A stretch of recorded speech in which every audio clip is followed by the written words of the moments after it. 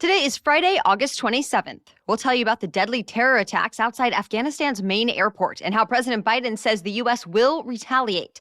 Also, a U.S. Supreme Court decision impacting renters and a new storm that could become a major hurricane before the end of the weekend. Plus, why electronics might cost you more soon, what to know about the start of college football, and who's making Dancing with the Stars history on the next season.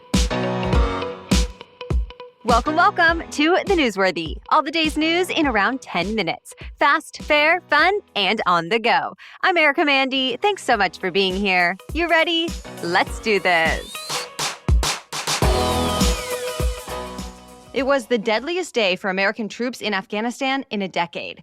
2 explosions ripped through the crowds outside the Kabul airport, and it happened just hours after the warning we told you about yesterday, when the U.S. and other governments warned people to leave that area because of terror threats. Ultimately, 13 American service members were killed and 18 were hurt.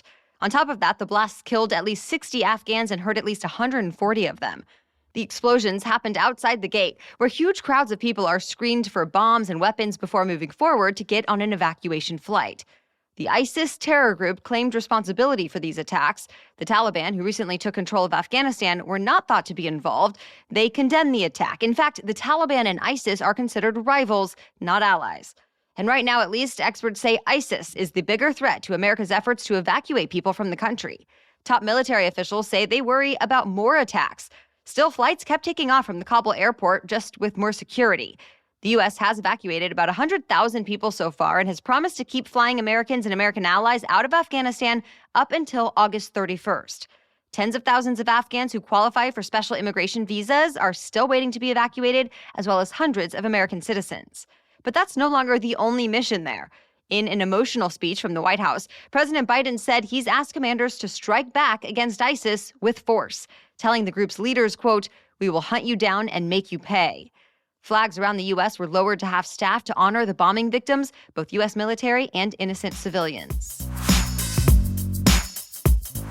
Today, Israel's new prime minister is set to meet with President Biden for the first time. But already, it seems the two leaders are at odds about a couple of big issues. For starters, the Iranian nuclear deal. President Biden has said he wants to bring back an agreement that's meant to keep Iran from building nuclear weapons. But talks have stalled. And Israel is worried this pause will give Iran the chance to keep developing a nuclear program without any pressure from the U.S. or European allies, especially since officials have their attention focused on the crisis in Afghanistan. So at today's meeting, Israel's new prime minister, Naftali Bennett, is expected to give Biden a new plan to take on Iran. Stay tuned for the details and what Biden thinks of it. Separately, President Biden, like many presidents before him, has called for peace talks between the Israelis and Palestinians following decades of contention. But Bennett has already ruled that out. He wants to take more control over the West Bank, which Palestinians believe is their territory. Either way, both leaders say they want to normalize relations with each other. Israel is still one of the most powerful countries in the Middle East, and the U.S. considers it one of its most important allies. A group of police officers is now suing former President Trump and others for the January 6th Capitol riot. The 7 officers were attacked and beaten during that riot, so they filed a lawsuit against Trump, the Trump campaign, his longtime advisor Roger Stone, and members of far-right extremist groups. They say those people encouraged the mob to violently try to overturn the results of the presidential election. And the officers are seeking damages, wanting Trump and the others to have to pay an unspecified amount of money. This is not the first civil lawsuit former President Trump has faced over the January 6th attack. 2 other Capitol officers sued him earlier this year, accusing him of inciting the riot. So far, Trump and his lawyers have not responded to this latest lawsuit, but legal experts told Politico it'll be tough to prove the claims against him because of freedom of speech protections. By the way, there's still a House committee investigating that riot, and it made its first request for detailed records. The lawmakers on that panel want to see Trump's every movement and meeting from January 6th, as well as all communication between government agencies on that day. They also want information about the planning, organization, and funding of the Stop the Steal rally Trump spoke at just before the riot broke out, and a lot more. Former President Trump says he'll try to block those requests, and he called the whole investigation partisan. A nationwide freeze on evictions is ending. The government first banned landlords from evicting their tenants last year when a lot of people lost their jobs and got behind on rent. Congress first approved the ban as part of a relief bill. Then the CDC kept extending the freeze. Well, last night, the U.S. Supreme Court said in a 6-3 decision, the CDC actually does not have that power, and only Congress could impose a new ban. The The White House said it was disappointed by this decision and called on cities, states, local courts, and landlords to work to prevent evictions. The latest Census Bureau data shows about 3.5 million American households face eviction in the next 2 months. Meteorologists are keeping a close eye on another tropical storm that could hit the U.S. as a powerful hurricane. Tropical storm Ida formed in the Caribbean near the Cayman Islands, and forecasts show it could get a lot stronger and reach the Gulf Coast near Louisiana by Sunday. For now, the range is anywhere between Port Arthur, Texas, and Biloxi, Mississippi, and even that could still change. This hurricane could bring winds stronger than 100 miles an hour, rain totals over a foot, and possibly a storm surge above 10 feet. So experts are telling people who live near the Gulf Coast, from Florida to Texas, to get ready for this just in case. And that means getting a hurricane safety kit stocked and getting an evacuation plan prepared. All right, more news coming up, but first, thanks to our sponsor, KiwiCo. And I'm excited to tell you about KiwiCo, which creates hands-on projects for kids of all ages. I personally take comfort knowing each KiwiCo crate is designed by experts and tested by kids. In fact, KiwiCo spends more than 1,000 hours designing and testing every crate. And they cover different age groups from babies to teens. For our new baby Dax, the Panda crate gave us great supplies to engage his developing brain without having to run out to the store or stress about what supplies to get. We've already used the tummy time mirror, for example, and we love sort of reading the black and white cards to him as he stares at them in wonder. It's great to know we're helping support his visual development from day one. Your child can learn something new every month as well. Especially for older kids, projects offer structure, fun, and opportunities for hands-on exploration at home, from sailing the solar system to engineering a drip irrigation system and more. KiwiCo is redefining learning with hands-on projects that build confidence, creativity, and critical thinking skills. There's something for every kid at KiwiCo. So get your first month free on select crates at kiwico.com/newsworthy. That's KIWICO.com/newsworthy. kiwico.com/newsworthy. The federal government is moving forward with plans to use facial recognition software more often.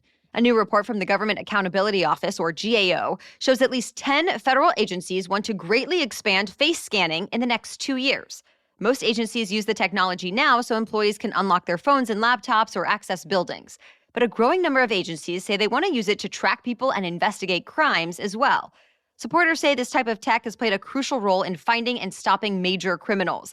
But critics argue it's an invasion of privacy. As the Washington Post reports, the federal agencies can expect some pushback from some local governments. Already, at least 3 states and more than a dozen cities have either banned or restricted police or other officials from using facial recognition software. There are concerns about both privacy and accuracy. A lawyer for an independent watchdog group told the Washington Post it might eventually be up to Congress to decide how far the extra surveillance can go. It's possible your phones and other electronics are about to get more expensive. That's because the world's largest computer chip supplier decided to raise prices to help deal with the ongoing global chip shortage. The price for more advanced chips, like the ones Apple uses in its iPhones, is going up by 10%. Less advanced chips, like what car companies may use in new vehicles, will cost about 20% more. It's unclear how soon those price hikes will be passed on to shoppers.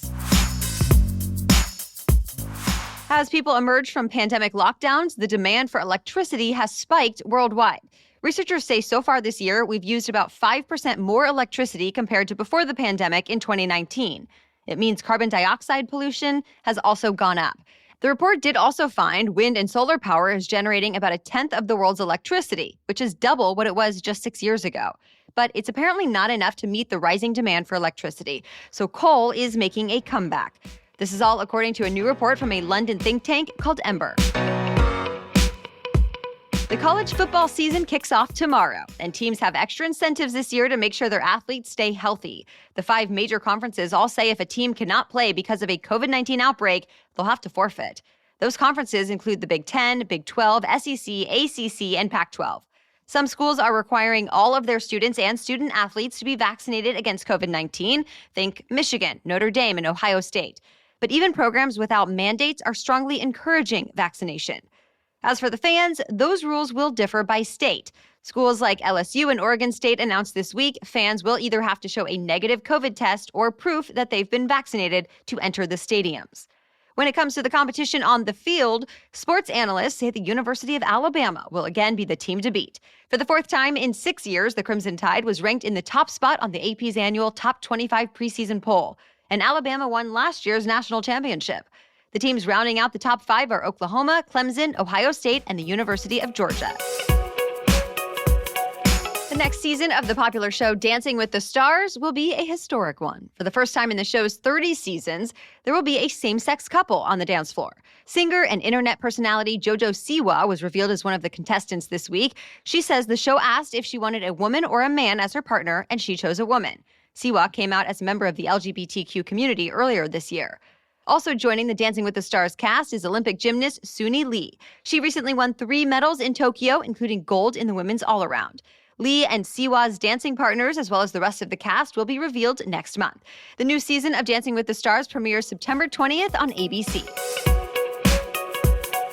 That's it for the main news today, but now it's time for Feel Good Friday, when we bring you one extra feel-good or positive news story before the weekend. But first, this episode is brought to you by Policy Genius. As you prep for back-to-school season, slide securing life insurance onto that to-do list. As Policy Genius points out, most people need 10 times the life insurance coverage than they get through their employer in order to properly provide for their families.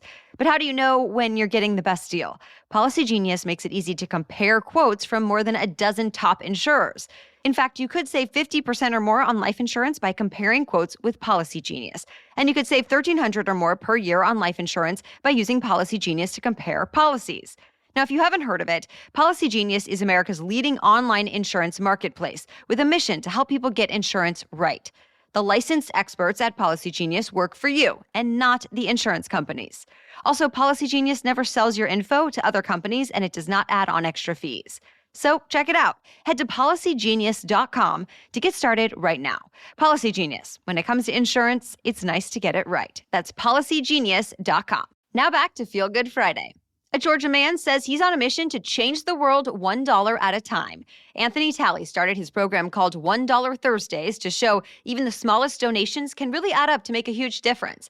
Every Thursday, Talley asks people for $1 donations to help someone in need.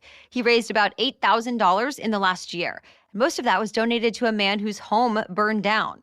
Now Talley says he's focused on helping a mother of 10 children who needs a new car because her old one was totaled in a crash. Talley also uses the donations for smaller acts of kindness, like buying ice cream for elementary school classrooms.